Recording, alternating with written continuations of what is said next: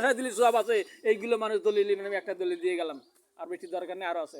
এখন আল্লাহ নবী পাক সাল্লাল্লাহু আলাইহি সাল্লাম, কারণ এই দেশবাসীর হক নষ্ট করে দোয়া থেকে মানে লম্বনের কম বাঁচলে বলে কিছু থাকে না, থাকে নামাজ নাই, কালাম নাই, এলেম নাই, শিক্ষা নাই, নসিহত নাই, যদিও কবে কিনা মরেছে একটু সোয়াবের সামনে যদি ডাকা হয়, আজকে এই সমস্ত লম্পটেরাই ফতোয়া দিয়ে এই সোয়াবের সান্নিধ্যে একটু টুপি মাথায় দিয়ে বসবি, একটু নসিহত শুনবি, একটু হাত পাতবি, এর থেকেও বঞ্চিত করে ফেলছে। কথা ঠিক কিনা? ঠিক। কারণ ওর পকেটে দিচ্ছে, ও পকেট নিয়ে বাড়িতে বিল্ডিং গাঁথার জন্য চেষ্টা করতেছে, আর আপনি গ্রামের মানুষের হক নষ্ট করেছেন।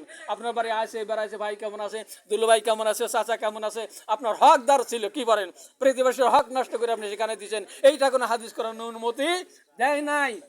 সম্মানিত হাজরিন, এখন এই থেকে সাবধান থাকবেন।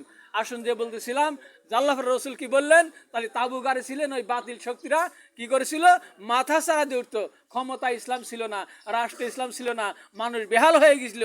সেই বেহাল থেকে উদ্ধার করবার জন্য আল্লাহর নবী দ্বীনের দাওয়াত নিয়েছিলেন। মুসা নবী নবুয়ত পাইছেন, মসজিদে নামাজ পড়ুক, ফিকির করুক, জিকির করুক। মুসা নবী রাজ দরবারে ফেরাউনের কাছে ইসলাম নিয়ে যাবে, কোনো ঠেকা ছিল? কোনো ঠেকা নাই।